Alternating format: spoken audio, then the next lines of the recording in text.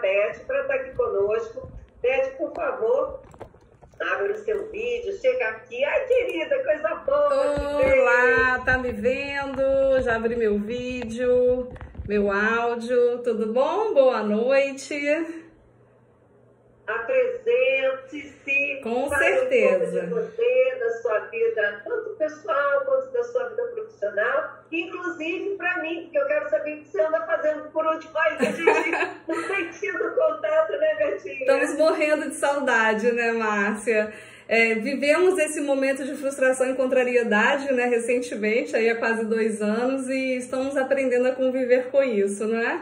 Então, eu sou a Beth Pousas, eu sou psicóloga, eu sou especialista na psicologia positiva, eu também sou empresária, a Eclipse é minha empresa que dá treinamento, palestra pelo Brasil, exterior, falando sobre desenvolvimento humano, comportamental.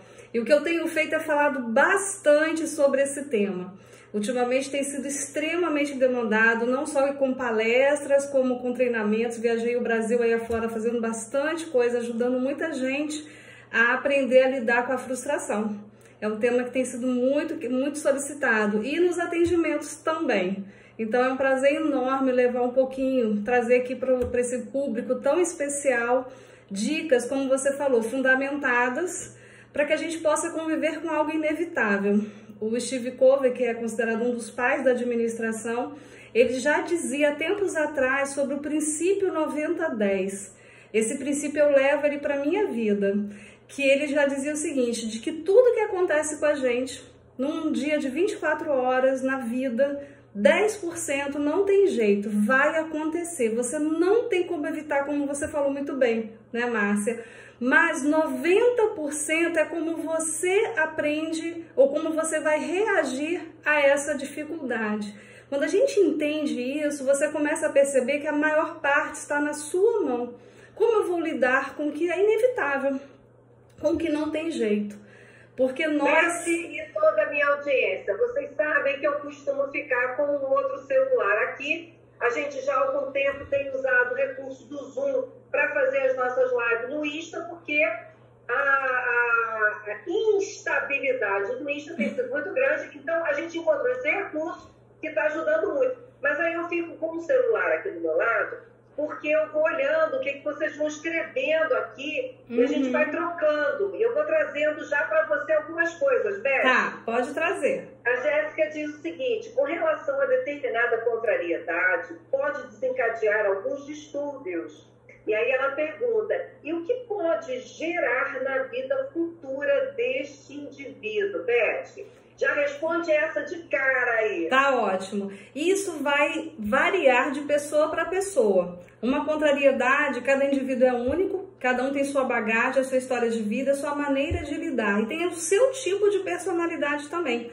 Existem personalidades que aceitam melhor, outras que não aceitam. Então a gente precisa entender todo esse contexto até para responder se no futuro vai desencadear algo ou não. Geralmente pode até não desencadear nada. Exatamente isso que eu ia falar. Às vezes pode não desencadear nada. Para pessoas, o que para mim de repente foi extremamente, marcou muito, para outra pessoa não. Porque tem seus valores, bagagem, história de vida, são vários fatores. Inclusive, gente, mesmo entre irmãos, foram criados na mesma casa, mesma família, eventualmente até irmãos gêmeos. Então, o que eles viveram, não existe na ciência uma condição, né, na ciência da psicologia, é uma condição da gente dizer isso irá afetar desta maneira. O que a gente tem são, com base na experiência e na observação, a gente tem uma probabilidade, né, Beth? Exatamente, uma probabilidade de que quanto menos a pessoa sabe lidar com isso, mais a tendência dela a vir a ter problemas psicossomáticos, como você disse bem no início. Então, qual é o princípio básico para responder essa pergunta? Autoconhecimento. A gente precisa se conhecer. Como você falou, até ia fazer assim, uma breve atividade, né? Assim, dá 30 segundos para você, enquanto eu falo, você pensar como eu reajo às frustrações e às contrariedades. Pensa na última vez que você se viu assim e como você lidou com isso. Eu lido bem, eu fico com raiva, eu fico carregando aquilo por muito tempo, eu tenho dificuldade de resolver. Peraí, você está passando muito rápido. Isso que você está falando é ouro em pó, é ouro em pó. Vamos devagar, porque a gente pode fazer essa proposição agora. Ah, então vamos. Vamos fazer essa proposição? Vamos. Faz para mim, Betinha. Vamos lá. Então vamos lá. Respira. Puxa o ar pelo nariz, solte-o pela boca e entre em contato com a última vez, hoje, uma semana, alguns meses, mas que você se viu extremamente frustrado, contrariado, contrariada. Como você lidou? Como foi a sua reação mediante esse fato ou mais de um? Como que você lida? Às vezes a gente não para nem para pensar nisso, por isso que é tão importante fazer isso aqui agora. Você é uma pessoa tranquila, que trabalha a aceitação, você é uma pessoa que fica com muita raiva, né? Você é uma pessoa que desconta em quem está do lado, você fica calado, engole, mas depois você fica remoendo, revisitando aquela situação e não sabe o que fazer com ela. Ou você é uma pessoa que fica chateada, mas depois você encontra uma saída, um subterfúgio, uma maneira de resolver, assertiva.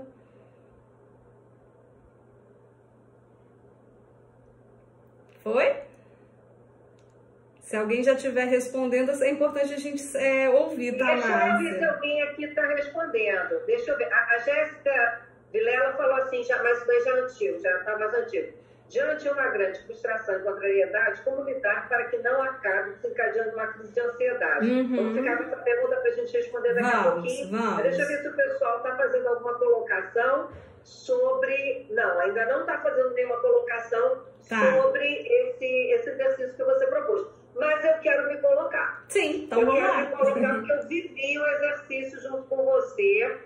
E eu vivi uma grande contrariedade na quinta-feira passada. Eu me reportei a essa contrariedade. A Letícia, minha filha, ela está fazendo prova para o Corpo de Bombeiros, para ser psicóloga do Corpo de Bombeiros, e o concurso foi muito bagunçado. A parte técnica dos conceitos teóricos foi tudo bem, mas a parte dos exames físicos, que são o TAF, né, teste de aptidão física, que constava ter que fazer corda, abdominal, corrida, natação, uma coisa muito intensa, foi muito bagunçado, foi lá no Fundão, na Ilha do Fundão, no Rio de Janeiro. Eu fiquei muito contrariada, viu, Beth? Mas muito contrariada. Primeiro porque havia uma indignação dentro de mim de ver aquelas meninas todas ali 12 horas sem comer, a minha filha passando por aquilo tudo. Enfim, houve uma grande contrariedade. E como é que eu primeiro agi? Eu percebi agora, fazendo exercício com você, que o meu primeiro momento eu dei uma deprimida. Eu fiquei assim muito abatida, sabe, Beth? Nossa, me deu uma moleza, eu fiquei abatida. Depois eu comecei a ficar com raiva. E por fim, eu terminei o meu dia ainda na contrariedade, mas eu pensando assim, mas peraí, o que a gente pode fazer com isso? Mas me diz uma coisa, e se não for assim, como é que poderia ser? E se a gente mandasse e-mail? Eu comecei a... E isso me deu um bem-estar. A reagir. Transportar para você meus 3 momentos e ver o que você faz com isso aí. Tudo bem. É muito normal e natural que a gente sinta raiva. E o mais importante é acolher esse sentimento. Como você falou, primeiro você deprimiu. Foi uma tristeza que provavelmente a frustração te gerou. E depois veio a raiva. Então, é o que eu falo, é importante você sentir que somos humanos, vamos sentir, mas é o tempo que você fica nisso e o que você faz com isso. Então, o que você me falou? O tempo foi rápido, tá? Porque você sentiu tristeza, sentiu a raiva, mas já no final do dia, foi até muito rápido, você já pensou em ressignificar, que a gente chama, fazer algo de bom com isso. Vamos mandar e-mail, vamos lutar para mudar isso. Então, olha que interessante. Então, por isso que eu falo, não tem certo nem errado. É compreender o tempo e acolher. E lógico, o que vai levar uma ansiedade, respondendo a Jéssica, é o tempo que a gente fica com isso. Porque a ansiedade futura pode já estar te dizendo que você não conseguiu resolver. Que aí você já não está... Porque a ansiedade está muito ligada à imprevisibilidade. Então, mostra que pessoas que não sabem lidar tão bem com a frustração e com a contrariedade podem desenvolver um quadro mais ansioso. Porque a gente não tem certeza de nada, né? A única certeza é do aqui e agora. Então, percebe o movimento de cada um? Aí, como você falou, se o corpo fala, a gente somatiza, ele está nos dizendo algo. Então, opa, eu preciso aprender a lidar melhor com as coisas que eu não tenho controle, que é a ansiedade. No seu caso, Márcia, o que você está me dizendo é, opa, eu vou fazer algo com isso, eu vou ressignificar, eu vou usar isso para uma ação. E eu poderia ir até mais além, que é a dica que eu vou deixar aqui depois, né? Já vou adiantar que o papo está acontecendo. Uma maneira muito preciosa de lidarmos com as frustrações que são 10% e vão acontecer, é você olhar para elas e falar assim, até 3 presentes que essa situação está me dando. Até 3, não são 3. Quando a gente aprende a olhar para os problemas dessa forma, você ativa esse cérebro mais inteligente emocionalmente falando. Então, Márcia, eu poderia até te dizer, além disso, eu já pensei aqui, nossa, a Letícia passando como psicóloga, ela ainda pode ajudar a mudar esse sistema deles, né? Essa falta até de humanidade com o próximo, porque esse vai ser o grande trabalho dela, talvez é o grande projeto até que ela pode desenvolver lá dentro. Que talvez essa situação já está dizendo o quanto que eles precisam dela. Concorda? Sem dúvida. E sabe, Beth, agora você... Gente, eu estou aqui me permitindo fazer o exercício, porque eu acho que é uma forma também de vocês fazerem de vocês aí. Né? Não vai dar para fazer o exercício com todos, mas aí, fazendo eu com a Beth, que eu acho que pode ajudar o seu próprio exercício. Na hora que você falava, até 3 coisas que seriam presentes que esta situação me deu, eu comecei a buscar aqui. Te confesso que já peguei um de cara. O meu maior presente nesse momento foi, apesar de tudo que a Letícia viveu ali naquele dia, ela saiu bem de lá. Sim. Para mim, isso é um presente. Ela saiu bem, saiu com dor, sim, porque está fazendo uma quantidade exagerada de exercícios físicos, está com dor no ciático e tal. Mas a integridade emocional dela está muito boa. Então, um presente para mim, e Letícia vem fazendo um processo de busca, um processo de autoconhecimento grande ao longo da vida, né? Até para ser uma boa psicóloga. Então, eu percebi uma maturidade nela, sabe? Olha que presente. E isso foi um presente para mim. Ela lidar com tudo isso, mas saiu de lá assim. Ela estava com raiva também. Bem, na verdade, estava puta da vida. Você está entendendo? Mas ela estava inteira. Sim. Olha só, a gente está vendo aqui pessoas falando coisas aqui.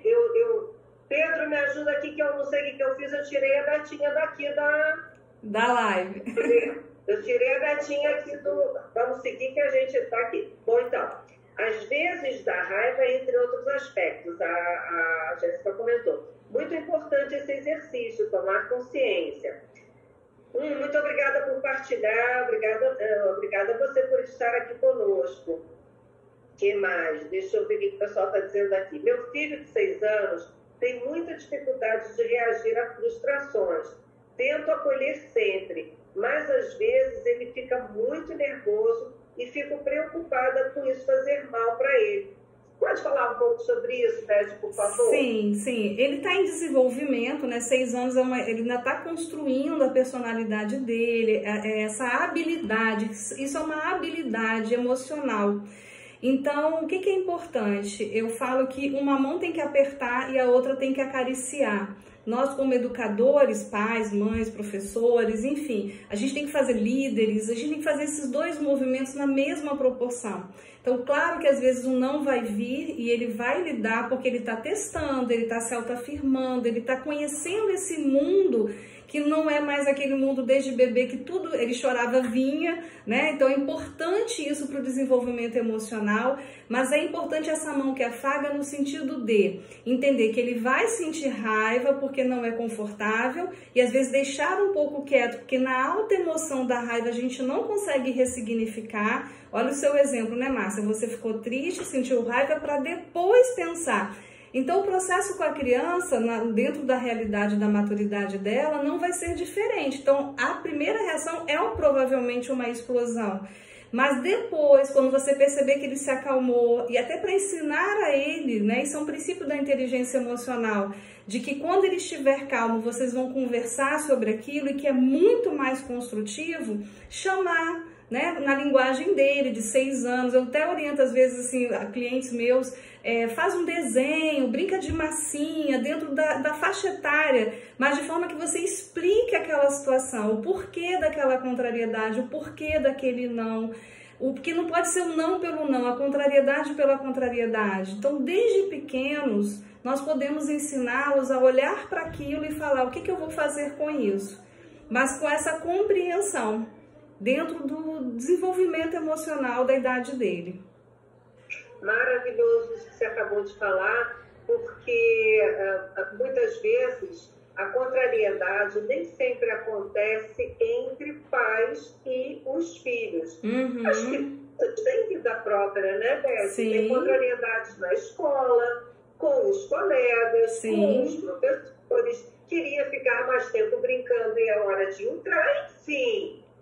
Vai vir ter frustrações. Vai na casa de um amigo, quer jogar o jogo tal, mas o amigo quer jogar um outro jogo. Isso. Essas frustrações.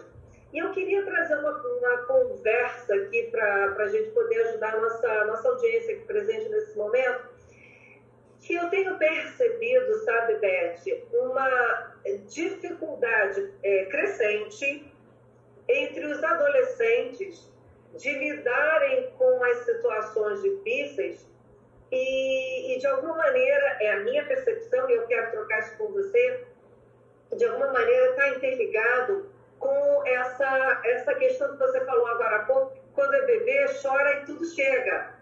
E parece que os pais acreditam que se continuarem trazendo tudo quando chora, mesmo que já não seja mais bebê, mas chorar um pouquinho, não, toma o celular, não, compra, não tem problema, não, então vai na festa. Essa permissão para não se aborrecer, para não se estressar, e muitas vezes as situações de não, quando ela não é dos colegas, quando ela é entre pais e filhos, ela é necessária acontecer muitas vezes, não vou comprar outro celular, que você está com um celular muito bom. Não, você não vai na festa tal, porque na festa tal vai ter bebida alcoólica e você não pode beber bebida alcoólica, você não vai. Ponto. E é esse não que você muitas vezes precisa dar, e nesses momentos o pai e a mãe ficam completamente não pops, né? Deixam de ser populares e passam a ser impopulares. Sim. E você percebe que tem um pouco dessa permissão dos pais, e aí eu vejo que alguns jovens, adolescentes, a namorada acaba, o namorado acaba, aí se mutila. Eu tenho assistido quadros de automutilação. É verdade, sim. E tentativa de atentado à própria vida, com muito mais incidência do que nas gerações anteriores. E olha que eu acompanho adolescente há muitos anos. Você queria saber um pouco da tua percepção sobre isso, Beth? Sim, eu falo que eu sempre olho o lado bom das coisas, né? Eu acredito que um dia a gente está próximo a chegar num ponto de equilíbrio. Viemos de uma geração extremamente castradora, né? Uma geração anterior à nossa, onde era sempre o não, a autoridade, né? Né? Você tem que me obedecer, os pais, né? Dentro de um valor da sociedade, de muito autoritarismo. E aí veio toda a liberação, né? A gente tem que entender a história. E aí passamos para pais extremamente liberais, que querem dar tudo para os filhos, veio o movimento hippie, liberou demais. Eu acho que agora a gente está começando a tentar encontrar esse ponto do meio. Toda mudança ela é assim, tá? Ela sai de um extremo para outro. Muito bipolares, não é, Beth? Nós polarizamos com muita facilidade. Muito. E a busca agora é o equilíbrio. Então, acho que a gente está começando a fazer esse movimento, né? Os estudiosos, nós estamos aqui tentando ajudar. Mas esse processo, Márcia, tanto lá atrás como agora, passa pelo autoconhecimento. Não adianta, é o princípio de tudo, autoconhecimento. Eu falo que são 3 pilares: autoconhecimento, autotransformação, que a gente tem que querer mudar com o que a gente está sabendo, e autoamor, que a gente tem que fazer isso com muito amor a nós, ao outro, né? Tem que ser um processo gostoso, apesar de muitas vezes doloroso, mas ele é muito importante. Para Ana Clara escrever isso aqui para a nossa audiência: autoconhecimento, autotransformação, que não adianta saber se eu não faço nada com isso, né? E autoamor. Tá? Queria que a Ana Clara pudesse escrever aqui para nós, para a nossa audiência não esquecer: autoconhecimento, autotransformação, que não é só você se conhecer, mas é você conhecer, saber sobre si e fazer coisas com isso a seu próprio respeito e para o seu próprio bem e o bem das pessoas com quem você convive. E o autoamor, que seria o que esse autoamor? É fazer com amor, porque as pessoas tendem a se maltratar, a não se perdoar pelos erros, ou a serem muito críticas, a não perdoar o outro filho, né? Então, assim, o amor no sentido de compreensão, de auto-perdão, de tudo bem se até aqui eu não consegui fazer como deveria, mas a partir de agora eu estou tentando, né? Essa atitude de amorosidade. Porque se eu faço isso... A Ana Clara já escreveu aqui para nós. E é interessante porque existe uma linha tênue, que as pessoas também fazem às vezes um equívoco, que é assim: então quer dizer que podemos ficar na mediocridade. Tudo bem se eu errei, tudo bem. Não estamos falando disso. O autoamor está ligado à autoconsciência, autoconhecimento, à autotransformação. São os 3 juntos. Senão fica esse auto-perdão que não cresce. Vou me perdoar. Aí faz de novo. Vou me perdoar. Faz de novo. Não é isso, né? Não é nada disso. É importante a gente esclarecer, né, Beth? Senão... É o autoamor que vai te ajudar quando você olha para si. Não foi legal o que eu fiz, não foi bom, dei uma escorregada, podia ter feito isso, aquilo melhor. Eu estou já no autoamor, me permitindo vivendo o autoconhecimento e me permitindo entrar na autotransformação. Porque a gente vai... Eu só fico me punindo. Que droga, eu não podia ter feito isso. Você é uma besta. Às vezes as pessoas se falam. Sim, atendo muitos clientes assim. Hein? Atendo muitos clientes que fazem isso com eles mesmos, se depreciam, se maltratam. Não aceitam, não se perdoam. Entende? Quando você faz isso, não pense que você vai crescer, não. Ao contrário, você estagna. É quando você é capaz de ter esse autoamor, que é um processo, é parte do processo de autoconhecimento, é que você é capaz de fazer transformações na sua vida, na sua rotina, nas suas atitudes. Sabe como é que eu resumo essas 3 palavras, Márcia? Autorresponsabilidade. Porque se eu consigo fazer esses 3, como a gente está explicando aqui, você traz para si o senso de autorresponsabilidade, mas de uma forma inteligente, positivamente falando. Eu não acuso o outro, eu sou responsável por tudo que está acontecendo, mas sem essa autodepreciação. Buscando a transformação verdadeira. Eu gosto muito desse termo, né? Assim, da reflexão sobre a autorresponsabilidade. Porque como a gente estava lá no início, agora há pouco falando, né? Se eu faço esse movimento de entender a frustração, no outro momento converso com o meu filho, e eu faço isso comigo mesmo, se eu faço isso comigo mesmo, eu vou ter muito mais facilidade para multiplicar isso. Agora, se eu não faço, como é que eu vou ajudar meu filho? Ou o meu aluno, ou quem quer que seja que eu sou responsável ali pelo desenvolvimento daquela pessoa. Por isso, o princípio sempre sou eu. Tudo começa por nós. E aí, novamente, eu gosto muito de ir tirando esses equívocos de entendimento do senso comum. Também. A gente fala a mesma língua, né, Márcia? A gente tem que tirar esses equívocos. Uma coisa que as pessoas ouvem quando a gente fala autorresponsabilidade é: tá vendo? Lá vem a psicóloga dizer que eu sou culpada de tudo. Oi, equívoco. Não é isso. Uma pessoa muito próxima de mim, até uma prima, dizendo assim, caramba, eu tenho a doença tal, eu tenho uma doença autoimune.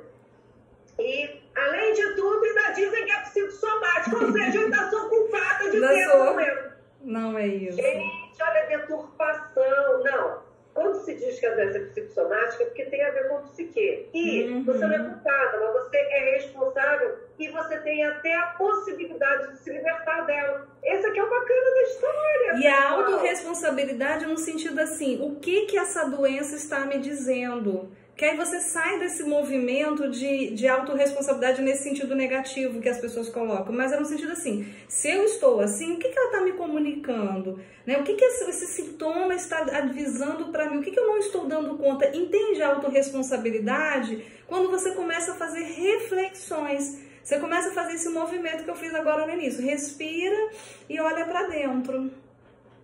Isso que a gente quer falar da autorresponsabilidade. Tem uma frase que as pessoas falam... Isso, Beth, que lindo! A gente conversar com esses sintomas, conversar... O que ele está me dizendo? O que está acontecendo que eu estou dando chance para perpetuar esse sintoma? Eu diria até uma outra coisa que eu gosto muito de ajudar as pessoas a refletirem. O que tem de positivo nesse sintoma? É o até três. É o até 3 presentes que eu falo. Até 3 presentes que esse sintoma está me dando. Porque sempre tem algum ganho. A gente não perde o tempo todo, a gente não ganha o tempo todo. Às vezes a gente está perdendo de um lado, mas está ganhando de outro, e vice-versa. A gente compreender isso te cria mais harmonia para fazer essa autorreflexão. E às vezes as pessoas têm dificuldade de encontrar essa resposta. Mas como? É uma doença, é algo que está me maltratando. Mas aí o caminho, né, meu como psicólogo, como coach, vamos fazer, vamos trilhar aqui. E é impressionante, as pessoas sempre conseguem encontrar essa resposta. E o alívio que dá, né? Nossa, muda tudo. Às vezes o sintoma até para, né? Diminui, estaciona. O pessoal vai fazendo comentários aqui, vai trazendo dúvidas. A Ana Clara está dizendo aqui em casa, sempre que as crianças derrubam algo, eu digo, tá tudo bem. Aí um dia eu deixei cair algo e fiquei me xingando. Mas na mesma hora meu filho disse, mãe, tá tudo bem. Olha que lindo. Tá aí, né? O que a gente faz, né? Deixa sementes. Mas... sempre algo de positivo no negativo. Sim, isso daqui está falando é coach.nuno Duarte. Sim. Mas o Nuno, lá de Portugal. Legal, Nuno. Vamos entender vamos ter um entendimento do que é esse positivo no negativo, para a gente não entender assim, não, que tudo que acontece de ruim tem um aprendizado. Sim, isso é fato, isso daí é senso comum, é lugar comum. O que a gente está te ajudando e ajudando o nosso pessoal hoje a ver, assim, qual é o ganho. E é um ganho normalmente secundário, que a gente chama de ganho secundário. A gente fala também de um ganho que é o ganho sabotador. Muitas vezes esse positivo que está no negativo, ele não é positivo. Ele tem cara de positivo. E a gente se mantém no negativo. Eu queria que vocês entendessem a lógica que eu e Beth estamos trazendo para vocês hoje. Não é a gente olhar assim, tudo que é negativo tem um aprendizado, sem dúvida. A Betinha falou já sobre isso. É muito legal que a gente olhar para a contrariedade, para a frustração e pegar 3 presentes, ressignificar. Isso a gente já falou, bacana. Só que a gente já está num outro momento agora. A gente está te dizendo que muitas vezes a gente fica no negativo porque a gente tem ganhos sabotadores que nos mantêm lá. Né, Beth? É bom a gente aprofundar um pouquinho mais esse entendimento aí. Eu gosto de associar os sabotadores com a comida. Me fala, pensa aí, ou escrevam, uma comida que vocês comem desde criança, que vocês adoram, né? Que desde criancinha vocês... O meu é feijão tropeiro, é meu prato predileto, como desde que eu me entendo por gente. Qual é um prato, Márcia, que você come desde criança e que você adora? Olha, você quer saber? Eu adoro beijo. É arroz com feijão e um purezinho de inhame que a mamãe faz, que é uma delícia, com bife. É minha comida de infância. Delícia, então pensa nisso. Essa comida, vamos dizer simbolicamente, ela te alimentou, ela fez você crescer. Hoje você é esse mulherão lindo, amada que é hoje por conta disso, tá? Então, imagina você criar uma alergia alimentar, né? Você começa a passar mal, tem enjoo e vai fazer uma investigação. Você vai investigar glúten, lactose, tudo. Agora você vai investigar se o bendito arroz com feijão, purê de inhame e bife é ele que está provocando esse mal? Você não vai pensar, é muito raro, porque ele te fez bem desde que você se entende por gente. Então, aquilo que nos protegeu, que fez nós sermos o que somos hoje, lá atrás, geralmente, se a gente começa a ter perdas, provavelmente esse é o sabotador, porque ele pode estar aqui acreditando que está te mantendo, né, te protegendo, mas começou a te fazer passar mal. É a comida estragada que perdeu a validade. Só que a gente não reconhece porque ela foi boa lá atrás. Então, às vezes, uma coisa que fez bem, na nossa fase adulta, deixa de fazer bem. E a gente, às vezes, não consegue, na maioria das vezes, sozinhos, reconhecermos isso. Por conta desse exemplo aqui, é uma metáfora que eu dou para as pessoas entenderem o que é o sabotador. É como assim? Tá me fazendo mal e eu não saio daqui? Sim, porque a sua memória de autoproteção, ela é muito forte. Então, até você entender e ressignificar, é que você vai eliminar. Então, por isso que eu falo, conversa com o sintoma, porque às vezes ele é essa oportunidade de você falar, opa, tem algo aqui me fazendo mal e eu não estou enxergando. Então, o que ele está me dizendo? O que ele está me comunicando? Nossa, que metáfora linda, maravilhosa, profunda. E é algo que a gente não identifica com facilidade. Não. É difícil porque não, é algo que sempre esteve ali com a gente. E a gente já convive. É perfeita a metáfora. Beth, querida, temos a Jéssica falando aqui. Por que mães que têm filho único e quando o filho quer sair com os amigos, porque a mãe se sente contrariada com a relação do filho sair sem a mãe, por que a mãe tem o sentimento de contrariedade? Deve ser uma mãe, né? Não são todas as mães. Algumas mães, né? Tem mães que quando o filho casa, adoecem, tem mãe para tudo. Tem mãe que quando começa a namorar, fica se sentindo traída, porque leva a namorada para comer no restaurante e tal e nunca me levou. Tem de tudo. Tem de tudo. Mas aí essa mãe precisa fazer uma psicoterapia, sabe, Jéssica? Aí, de novo, Jéssica, é olhar para o problema, o sintoma, né, Márcia? Não precisa ser só a doença não, tá? Vamos tentar entender o sintoma. Pode ser essa dor, essa contrariedade. Nossa, não quero deixar meu filho sair. Vamos entender isso como um sintoma? Então, por isso que quando ele vem, você pode olhar para ele e falar assim, nossa, o que ele está me dizendo? Vamos pegar o exemplo da Jéssica, para essa mãe. De que eu não estou dando conta de me ver sozinha, provavelmente, ou não estou permitindo que meu filho cresça porque vai falar da minha dor, do meu vazio, ou um medo de perder, uma pessoa que pode ter passado por muitas perdas. Tem tantas possibilidades, por isso que não dá para ter uma resposta precisa. Mas o que eu posso garantir é, olha para esse sintoma, que é o ciúmes, a insegurança, e fala o que ele está me dizendo. Para quê? Eu gosto muito de usar essa frase também. O porquê é a pergunta da inconformidade. Por que a pandemia? Por que a frustração? Por que a contrariedade? Né? A gente às vezes não tem uma resposta. Mas se você muda do porquê para o para que isso está me servindo, é essa dica que eu estou dando. É você entender a dor como uma oportunidade de mudança, de transformação. Fantástico, Beth. Beth, se você pudesse falar um pouquinho mais, eu tenho certeza que você tem muito mais aí que você tenha preparado para essa noite de hoje. E eu estou trazendo assim muito o que o pessoal está nos falando aqui, mas eu queria que você pudesse dar sequência no seu raciocínio do que você deseja ainda trazer hoje para a nossa audiência. Por favor, fique bastante à vontade. Primeiro entender que o não como nós somos medidos na inteligência emocional positiva? Clássico, pela frustração. Né? Como eu falei, meus processos de coaching, minhas palestras, meus treinamentos, todos, terapia, o núcleo central de dor das pessoas é esse. Eu preciso ser mais inteligente emocionalmente falando.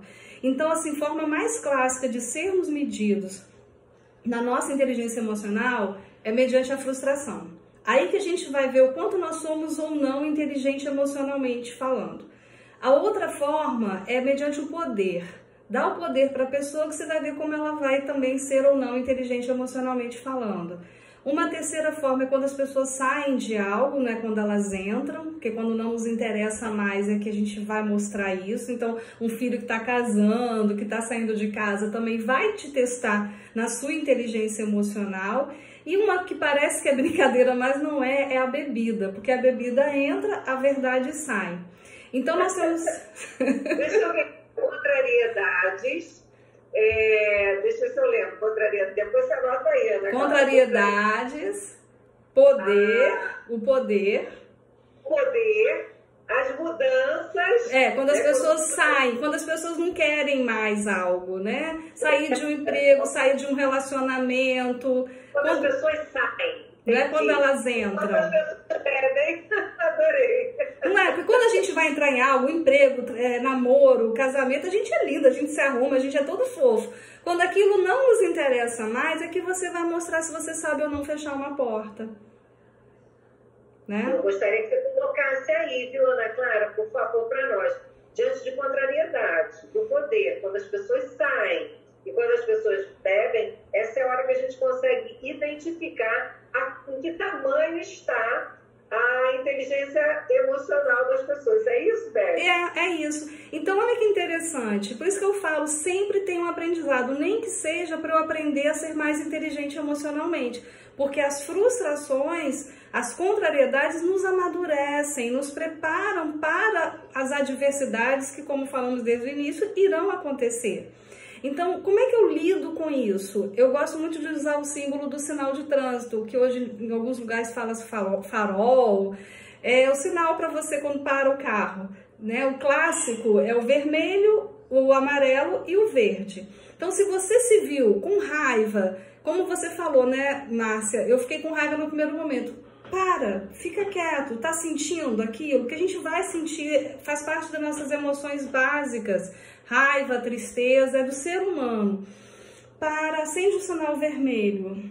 Tenta tomar uma distância emocional. Por isso que às vezes a gente não resolver nada naquela hora, se você puder, é o melhor. Pedir conselho para alguém, porque essa pessoa que você confia está distante emocionalmente do problema. Então, acende o sinal vermelho. Parou, tomou um distanciamento emocional, vai pensar sobre aquilo, identifica os seus sentimentos, porque a gente pensa, a gente sente. Então, o que essa situação, esse pensamento gerou de sentimento em mim? Identifica, você só vai fazer isso. Aí, no sinal amarelo, eu vou começar a pensar nesses presentes, nas ações que eu posso tomar, nas possibilidades, sinal amarelo. Quando você conseguir resolver isso, você vai para o sinal verde, que é agir, que é o que você fez em um dia. Eu gostei muito do seu exemplo, Márcia. Aí no sinal verde, não, eu vou pensar numa ação. Aí geralmente as pessoas falam assim, Beth, mas às vezes eu tô ali com um filho, precisando colocar ele de castigo, ou precisando conversar, repreender, ou, como diz outro, né, tá pegando fogo o negócio. Como é que eu vou ter esse controle? A sopa a gente não come. A gente começa por onde, né? Pela beirada ou pelo centro? É pela beirada. O centro é a última parte da sopa que a gente vai tomar. Então, se você fizer pequenos exercícios no dia a dia, porque a gente passa por pequenas contrariedades, quando você tiver que ir para o centro da sopa, isso é treino. Você já está tão treinado a ter esse movimento que você consegue. Então, por isso que assim, que às vezes as pessoas resistem a esse exemplo achando que, mas não é simples assim.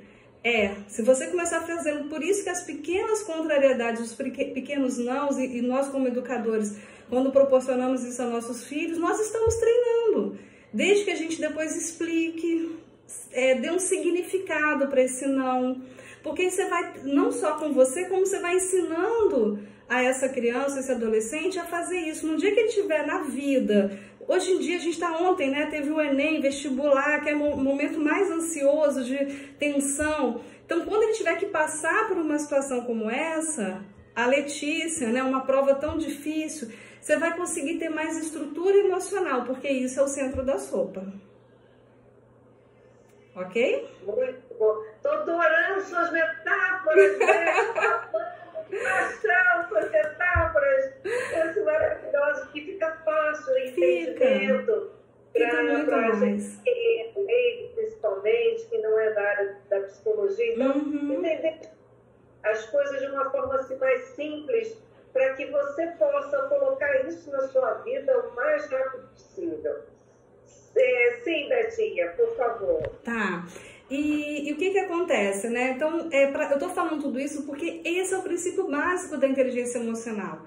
É você se conhecer, que faz parte desse sinal do trânsito, pensa. Aí você se conhecendo, você entender as suas emoções, porque aí você vai ter a motivação ou não para agir em cima dessa situação. Então, são 5 medidas para a inteligência emocional. Autoconhecimento, gerenciamento das nossas emoções, porque se eu me conheço, eu vou começar a entender o que eu estou sentindo. Aí eu vou poder me motivar, que a motivação, ela nasce dentro de cada um. Ninguém consegue motivar ninguém. Se você faz diferença na vida de alguém, é porque tinha uma brasa lá se apagando e você soprou. Agora, cada um que é responsável para acender a sua chama. Por isso que às vezes a gente não consegue fazer a diferença na vida de quem não quer que seja feito. Feito isso, você vai então ter a empatia. Por isso que é muito importante começar por nós, porque quando você estiver no processo da educação, ajudando, você vai também entender como esse filho, esse aluno está lidando com aquelas emoções. Você pelo menos vai tentar se colocar no lugar dele. E por último, a 5ª medida é o manejar relações. E isso, Márcia, como as pessoas têm dificuldade. Isso assim, é o que eu mais vejo na minha trajetória profissional. Tanto nas empresas, nos processos de coaching, nos atendimentos. Como que as pessoas têm essa dificuldade de fazer esse manejamento de relacionamento. Manejar as relações, ter jogo de cintura, ter compreensão, saber fazer esses jogos que a gente chama. Por quê? Ele é o 5º e último... Quando a pessoa sai do grupo de WhatsApp, saiu. Bloqueia, né? Tô com raiva, bloqueio. Eu ouço as pessoas falando, não, porque a minha mãe me bloqueou, depois ela desbloqueou. Eu ouço aquilo e fico, ai, Senhor, misericórdia, Senhor. Porque isso é o manejar, né? Então vai pra emoção, vai pra raiva.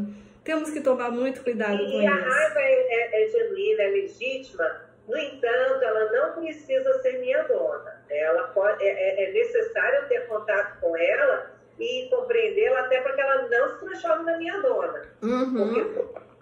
Porque eu tenho raiva mesmo, eu exponho a minha raiva.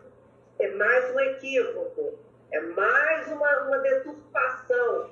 Quando a gente fala de tomar contato com a emoção, não é para que você se entregue a ela, é para que você saiba dela e dialogue com essa emoção. Exatamente. Você tem esse contato com a emoção, você simplesmente fica nessa emoção, dando o exemplo aqui da raiva, e ela te domina. Então, tanto bem, quando a gente fala desse contato com a emoção, não é para a gente se chafurdar nela, é para a gente tomar contato e ser capaz de dialogar com essa emoção, para que ela não nos domine. Por isso essa é uma técnica, é o para quê e não ficar no porquê, ou até 3 presentes que essa situação está me dando, ou fazer esse diálogo com o que você está sentindo, o que essa emoção, o que essa dor, o que esse sintoma está me dizendo e eu não estou conseguindo ouvir. Porque toda vez que a gente sente dor, emocionalmente falando, o que é dor? Raiva, tristeza, contrariedade, ansiedade, qualquer sentimento negativo, nós temos que acender aquela luzinha vermelha. Esse é o grande sinal que nós nos damos. Então, se a gente começa a aprender a fazer isso e fazer esse diálogo, tudo com o mundo, é o que a gente fala, é a mágica dos processos de coaching. A gente está tendo que daqui a pouco terminar. Volta para mim nas 3 técnicas. Para quê e não no porquê. Para quê? Volta para mim, por favor, Ana Clara. Para quê? Ao invés de perguntar por quê, pergunta para quê. Por quê ou por quê comigo? Esquece. É para quê. Ou, como eu estava falando, até 3 presentes que essa situação... Até 3 presentes que a situação está me trazendo. E essa conversa... É isso? É isso, essa conversa com a dor, com o sintoma, com o sentimento. O que você está me dizendo aqui? Né? Porque a gente a coach Nuno Dócio dizendo dialogar com as emoções. Exatamente, Nuno. Isso. E a Lívia está perguntando aqui. E como posso ensinar a um filho de 7 anos a lidar com a raiva? Tem sempre muita raiva quando contrariado. Isso daí a gente pode ajudar muito você quando você, primeiro, já conseguiu ter um entendimento de si mesmo. Nós ensinamos muito aos nossos filhos com modelo. A gente já ensina mais do que quando a gente fala, a gente ensina como nós agimos, a criança já percebe. Então, vale a pena pensar também como você vem lidando com esses sentimentos negativos. Não estou dizendo que é você que ensinou isso para ele, entenda bem. Mas é bom você também verificar como é que está sendo a sua relação com os seus sentimentos negativos de uma maneira geral. E depois, sim, ajudar a criança a identificar que ela está tendo esse sentimento. E aí é acolher esse sentimento. Filho, eu percebo que quando acontece isso, você fica com muita raiva. E você ajuda a criança a dizer, isso tem nome, isso se chama raiva. Começa a ajudar essa criança a entrar no... Mas uma criança de 7 anos consegue compreender isso, sim. Eu costumo dizer que a criança de 2 anos, dependendo do como você fala, já é capaz de compreender isso, tá? A criança de 2 anos, ela já começa a compreender se você ajuda com as palavras que fazem sentido e que ela tem compreensão para a idade apropriada.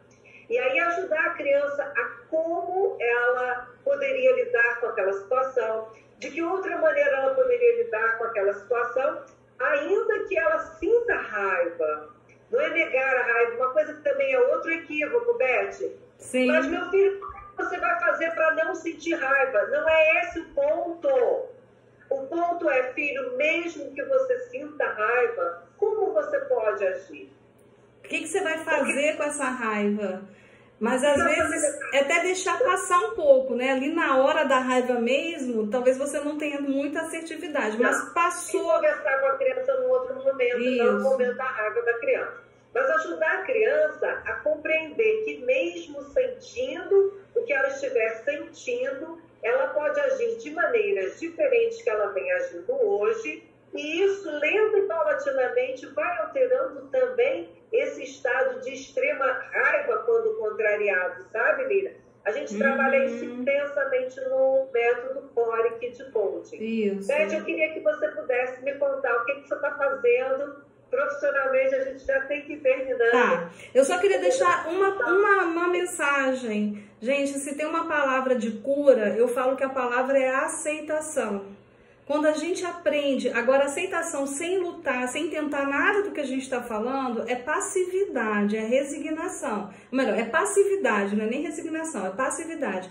Mas se você tenta de tudo e não tem jeito, a palavra de cura é aceitação. Aceitar aquilo que a gente não pode mudar, aceitar as coisas como elas são. Isso é um grande princípio para a gente aprender a conviver com aquilo que a gente não pode mudar, tá?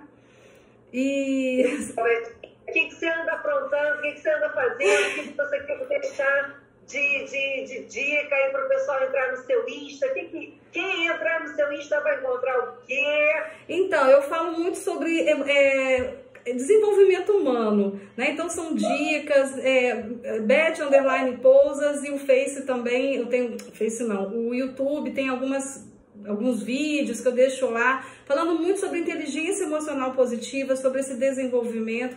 Então eu faço isso nos processos de coaching, muito com líderes e pessoas que querem se desenvolver, as terapias, e muito treinamento, viajando muito, dando muito treinamento, muita palestra online, muito, sempre, assim, sobre vários temas comportamentais. Mas a inteligência emocional positiva é uma demanda bem alta. Relacionamento, comunicação assertiva, tudo que visa essa melhoria do desenvolvimento humano e, consequentemente, nas relações. Trabalhando bastante, Márcia, graças a Deus.